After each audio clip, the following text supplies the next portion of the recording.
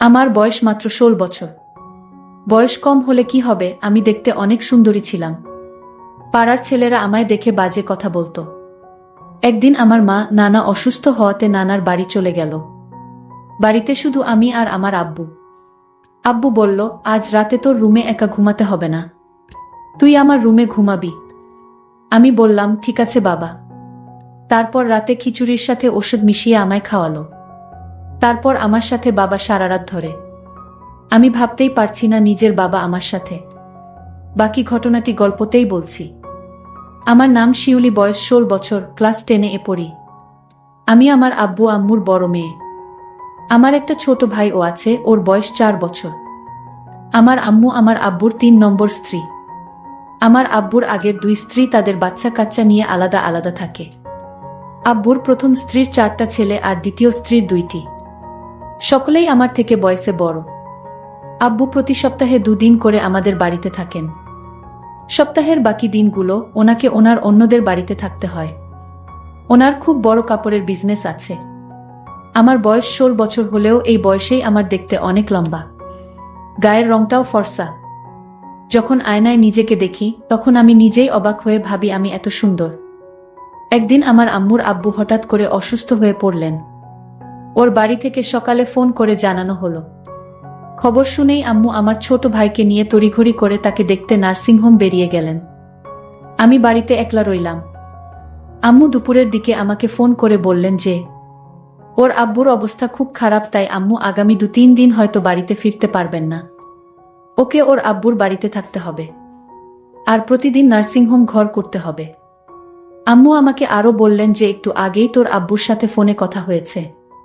তোর আব্বু কথা দিয়েছে যে আগামী ২-৩ দিন ও রাতে বাড়ি ফিরে আসবে। তোর কোনো চিন্তা নেই, তোকে রাতে একা থাকতে হবে না। তবে রান্না বান্নার ব্যবস্থা তোকেই করতে হবে। সকালে তোর আব্বুর জন্য খাবার আর দুপুরের টিফিনটাও তোকে বানিয়ে দিতে হবে।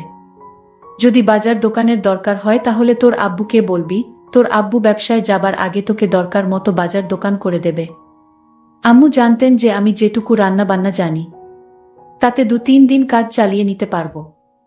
রাতে আব্বু ব্যবাস থেকে ফেরার পর আমি আব্বুকে বললাম, আব্বু তোমাকে চা করে দেব। আব্বু বলল, তুই পারবি তো গ্যাস জ্বালিয়ে চা করতে? আমি হেসে বললাম, আমি এখন একটু একটু করে রান্না বান্না করা শুরু করেছি, কোনো অসুবিধা হবে না। আব্বু বলল, অসুবিধে হলে বলিস, তাহলে হোটেল থেকে খাবার এনে নেব। আমি আব্বুকে নিরস্ত করে বললাম, তার কোনো দরকার নেই, আমি সব পারব। আব্বু খুশি হয়ে আমার মাথায় হাত বুলিয়ে বাথরুমে ফ্রেশ হতে ঢুকল, আর আমি রান্নাঘরে চা করতে ঢুকলাম। আম্মু থাকলে আম্মুই আব্বুর জন্য চা করে। চা করতে গিয়ে মনে হলো আব্বু চায়ে কতটা চিনি খায় তা তো আমি জানি না। আমি তাই আব্বুর কাছে চামচ চিনি দেব সেটা জানতে বাথরুমের দিকে গেলাম। গিয়ে দেখি বাথরুমের দরজা খোলা। আব্বু কি যেন একটা করছে লুকিয়ে লুকিয়ে। আর একটু কাছে গিয়ে যা দেখালাম তাতে আমার চোখ চানাবড়া হয়ে গিয়েছে।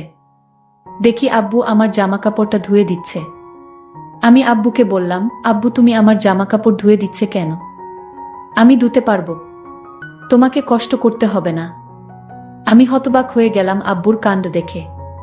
সরল মনে আব্বুকে ডেকে বললাম, আব্বু কি করছো কি তুমি? ওগুলো আমিও কাচতে পারবো তো? আব্বু বলল, ওগুলো থেকে তো ঘামের গন্ধ বের হচ্ছে। আব্বু প্রথমটায় কেমন যেন একটু থতমত খেয়ে গেল। আমি যে হঠাৎ এখানে চলে আসতে পারি তা হয়তো ভাবেনি। কিন্তু আব্বু কয়েক সেকেন্ডের মধ্যেই নিজেকে একটু সামলে নিল। আমি তো আব্বুকে কোনোদিন দেখিনি আমার কাপড় ধুয়ে দিতে। আজ কেন আব্বু কাপড় ধুয়ে দিচ্ছে? আমি ভাবলাম আম্মু হয়তো বাড়িতে নেই তাই। আমার হাতের চা খেয়ে আব্বু খুব খুশি হলো। আমরা একসাথে টিভি দেখতে বসলাম। টিভিতে একটা সিনেমা চলছিল। সিনেমাতে হঠাৎ একটা অদ্ভুত দৃশ্য দেখতে পেলাম, আর সেটা দেখে আমার ভয় করতে শুরু করলো। আর আমি ভূতকে খুব ভয় পাই। আব্বু আমার ভয় দেখে নিজের আব্বুকে নিজেরই কেমন যেন অচেনা বলে মনে হতে লাগলো।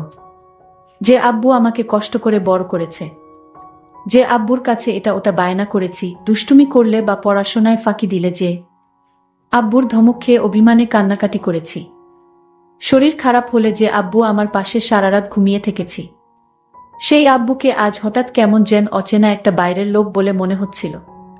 আব্বুকে আজ আমি অন্যরকম দেখতে পেলাম। ঝট করে উঠে পড়ে রান্নাঘরের দিকে হাঁটা দিলাম।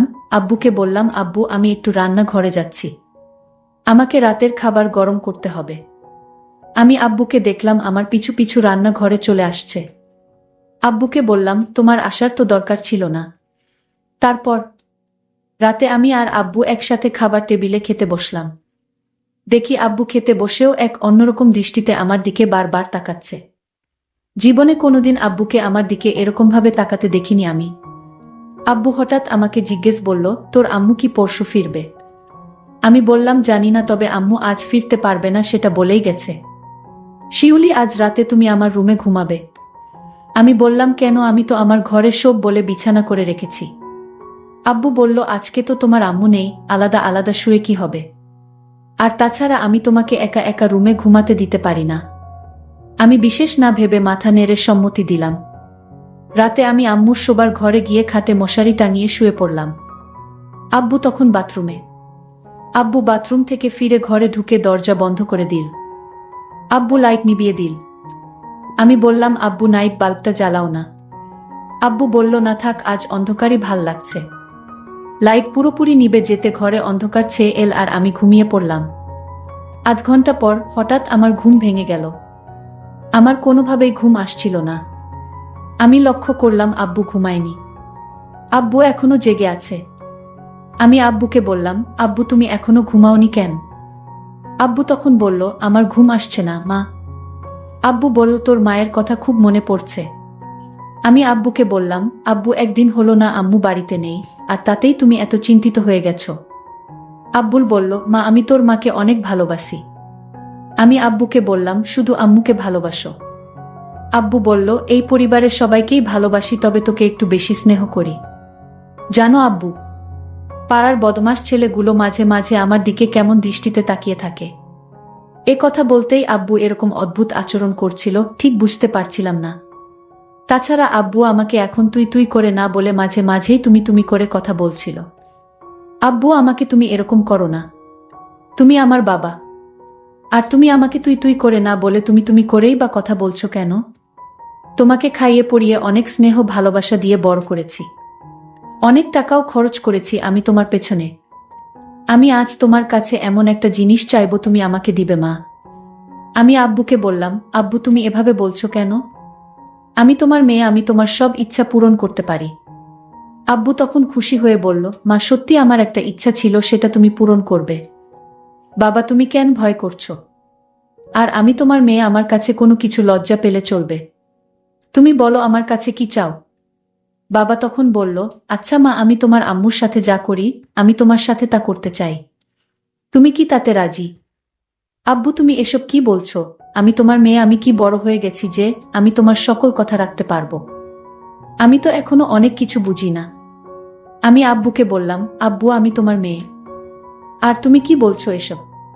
আমি এই কথা কিছুতেই রাখতে পারবো না। আব্বু তখন কেঁদে বলল, তুমি যখন ছোট ছিলে তখন তোমার শরীর খারাপ হলে কত রাত আমি না ঘুমিয়ে জেগে থেকেছি জান। তুমি কত বায়না করেছো আমার কাছে।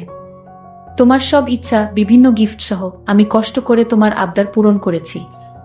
আজ তোমার কাছে আমি একটা সামান্য জিনিস চাইছি, তা তুমি দিতে পারবা না মা। আমি বাবাকে বললাম, বাবা এটা সামান্য না, এটা কেউ দিতে পারবে না। আমি আমার মেয়েকে বললাম, তাহলে তুমি আমাকে এত বড় কষ্ট দিলে মুখে মুখে না করে দিলে তুমি? আমি জানতাম না আমার মেয়ে এতটা পাষাণ হতে পারে। আমি আমার বাবাকে বললাম, বাবা এটা কি করে সম্ভব তুমিই বলো। আর তোমার মতো বাবা আমি খুব কম দেখেছি। যেটা পারবো না সেই জিনিসের কথা কেন বললে বাবা? আমি বাবাকে তখন কান্না করতে দেখলাম, বাবা কাঁদছে। আমি বাবাকে বললাম, তুমি কেন কাঁদছো এইভাবে? ঠিক আছে তুমি যদি কান্না না থামাও তাহলে আমি কিন্তু তুমি আমায় যা বলছো সবকিছু আমি আম্মুর কাছে বলে দিব। আমি তখন বললাম, না মা, এসব কি কাউকে বলা যায়? তুমি তোমার আম্মুকে কিছু বলো না। যদি তোমার আম্মুর কাছে আমার কথা বলো তাহলে তোমার আম্মু এ বাড়িতে আমায় জায়গা দিবে না। তাই তোমার আম্মুকে এসব বলতে যেও না। তুমি কি চাও এ বাড়ি থেকে আমি দূরে কোথাও চলে যাই?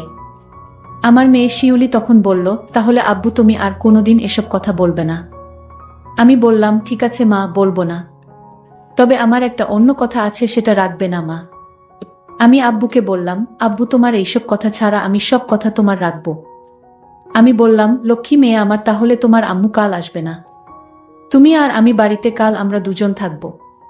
তাহলে আমি তোমাকে কাল হোটেল থেকে খাবার নিয়ে আসবো তোমার জন্য। আমি বললাম, বাবা আমি তো রান্না করতে পারি, তাহলে হোটেল থেকে খাবার আনবে কেন? আমি বললাম, আম্মু তোমাকে আমি কষ্ট করতে দিব না তাই। আর তাছাড়া হোটেল থেকে খিচুড়ি খাই না অনেক দিন ধরে। তোমার তো খিচুড়ি অনেক প্রিয় তাই না মা? আমি বললাম, আব্বু, হোটেলের খিচুড়ি আমার অনেক প্রিয় খাবার। তাহলে কাল আর রান্না করার দরকার নেই। আমি দুজনের জন্য হোটেল থেকে খিচুড়ি নিয়ে আসব। আমি বললাম, ঠিক আছে বাবা, তুমি কাল আমার জন্য হোটেল থেকে খিচুড়ি নিয়ে আসবে। পরের দিন আমি সারাদিন ঘরে বসে টিভি দেখছিলাম। আর বাবা বাজারে চলে গেল। রাত 10টা হয়ে গেছে, বাবা এখনো বাজার থেকে ফিরছে না। আমি বাবাকে ফোন দিলাম, ফোনটাও রিসিভ হচ্ছে না। আমি চিন্তায় পড়ে গেলাম। আমি চিন্তা করতে করতে হঠাৎ দরজায় নক করল। আমি দরজায় নক শুনে দরজাটা খুলে দিলাম। দেখলাম বাবা আমার জন্য খিচুড়ি নিয়ে হাজির। বাবা বলল, এই খিচুড়ি অনেক স্বাদের মা। আমি বাজারে গেলে মাঝে মাঝে খাই। আজ তোমার জন্য স্পেশাল খিচুড়ি নিয়ে আসলাম। আমি আব্বুকে বললাম, আব্বু তুমি হাত মুখ ধুয়ে এসো, আমরা একসাথে খাবো। আমি বললাম, ঠিক আছে মা, আমি হাত মুখ ধুয়ে আসছি। তুমি খিচুড়ি টেবিলে রেডি করো। বাবা টেবিলে বসলো, 2টা বাটি করে খিচুড়ি নিয়ে আসলো। বাবা বলল, হঠাৎ বল মা, আমার শরীরটা খারাপ লাগছে, আমি এখন কিছু খেতে পারবো না, তুমি খেয়ে নাও। আমি বললাম, না বাবা, তোমার খেতে হবে, নইলে আমি খাবো না। বাবা বলল, মা আমি অনেক খুশি হলাম, কিন্তু আমার খেতে ইচ্ছা করছে না হঠাৎ কেন জানি। আমি খেতে পারবো না মা, তুমি সবটুকু খিচুড়ি খেয়ে নাও। মা যদি পারো তাহলে আমাকে 1 গ্লাস ঠান্ডা পানি দাও। বাবার এই মক্কল আমি বুঝতে পারিনি। আসলে বন্ধুরা, বাবা কেন খিচুড়ি খেতে চাইল না তা যদি তোমরা জানো তাহলে তোমাদের হুঁশ উড়ে যাবে। এই খিচুড়ি আমি খাবার পরে আমার কি হয়েছিল এবং বাবা আমার সাথে কি করছিল তা জানতে ভিডিওটি শেষ পর্যন্ত দেখতে থাকুন। আর ভিডিওর মধ্যেখানে একটা কথা বলতে চাই, আমি সবসময় তোমাদের জন্য খুব কষ্ট করে ভিডিও তৈরি করি, তাই ভিডিওতে কষ্ট করে একটি লাইক করে দাও। আর এরকম মজার মজার ভিডিও পেতে আমার চ্যানেলটিকে সাবস্ক্রাইব করে পাশে থাকবেন। যাই হোক বন্ধুরা, আমি সেই খিচুড়ি বাবার আদেশে খেয়ে নিলাম। খিচুড়িটা অনেক টেস্ট হয়েছে, আমার কাছে খুব ভালো লাগছিল, কিন্তু খিচুড়িটা খাওয়ার পর হঠাৎ আমার মাথাটা যেন জিন জিন করছিল। আমার চোখ দিয়ে অন্ধকার দেখতে পেলাম। আমি বাবাকে বললাম, বাবা আমার জানি শরীরটা কেমন করতেছে, আমি ঘুমাবো, আমি আমার রুমে ঘুমিয়ে পড়ি। বাবা তুমি তোমার রুমে গিয়ে শুয়ে পড়ো বাবা। আমি মনে মনে বললাম, কাজ হয়ে গেছে। আমার মেয়ে তার রুমে গিয়ে শুয়ে পড়ল। আর দরজাটা লক করতে ভুলে গেছে আমার মাম্মি। আমার মেয়ে তখন বিছানায় শুয়ে পড়ল। শুয়ে পড়ার সাথে সাথে ঘুমিয়ে গেল। আমি গভীর রাতের জন্য অপেক্ষা করতেছিলাম। রাত যখন 2টা বাজে তখন আমি আমার মেয়ের রুমে গেলাম। তারপর তার বিছানায় বসলাম। দেখলাম আমার মেয়ে নিষ্পাপ শিশুর মতো ঘুমাচ্ছে। আমার মেয়েকে চাঁদের চেয়েও সুন্দর লাগছিল। আমি আমার মনের অজান্তেই ভুল গিয়েছিলাম এটা আমার মেয়ে। আমি যখন আমার মেয়ের দিকে তাকিয়েছিলাম তখন দেখলাম মেয়ে আমার খুব শান্তিতে ঘুমাচ্ছে। আমার মাথায় মাথায় বারবার জানান দিচ্ছিল, আজ তোমার সুযোগ, আজ তোমার এই সুযোগ কখনো চেয়ে দিও না, কারণ এই সুযোগ তুমি আর পাবে না। আর তাই আজ তোমার সময়। আমার মাথায় এই চিন্তা ভর করল। হঠাৎ লক্ষ্য করলাম আমার মেয়ে আমার দিকে তাকিয়ে রইল। মাত্র দেখলাম ঘুমিয়ে আছে, হঠাৎ চোখ খোলা, এক দৃষ্টিতে আমার দিকে তাকিয়ে রইল। আমি একটু ভয় পেয়ে গেলাম। আমার মেয়ে কিনা কি মনে করে এত রাতে তার রুমে আমি আমার মেয়েকে বললাম, মা তুমি মশারি টানাতে ভুলে গিয়েছো, কিন্তু তোমায় মশায় থেকে বাঁচাতে আমি মশারি টানিয়ে দিতে আসলাম। দেখি আমার মেয়ে কোনো কথা বলে না, আমার দিকে এক পলকে চেয়ে রইল। আমি বললাম, মা তুমি কথা বলছো না কেন? আমার আরো একটা জোরে ডাক দিলাম, মা তুমি কথা বলছো না কেন? আমি আমার মেয়ের নাকের কাছে হাত দিয়ে দেখলাম সে নিঃশ্বাস নিচ্ছে না। আমি বুঝতে পারলাম আমার মেয়ে দুনিয়াতে নেই, আমার মেয়ে মারা গেছে। আমি চিৎকার করে কান্না করে বললাম, আমি একই করলাম, আমি আমার মেয়েকে নিজের দোষে দুনিয়া থেকে বিদায় করে দিলাম। আমি তো জানতাম না যে এই খিচুড়ি খেলে মেয়ে মারা যাবে। আমি ভেবেছিলাম ঘুমিয়ে থাকবে, কোনো হুঁশ থাকবে না। এখন তো দেখি আমার মেয়ে মারা গেছে, আমার শাস্তি হওয়া উচিত। আমি এভাবে চিল্লাতে থাকি। বন্ধুরা, আজকের গল্পটি এখানেই শেষ করলাম। ভালো লাগলে চ্যানেলটি সাবস্ক্রাইব করে পাশে থাকবেন। ধন্যবাদ।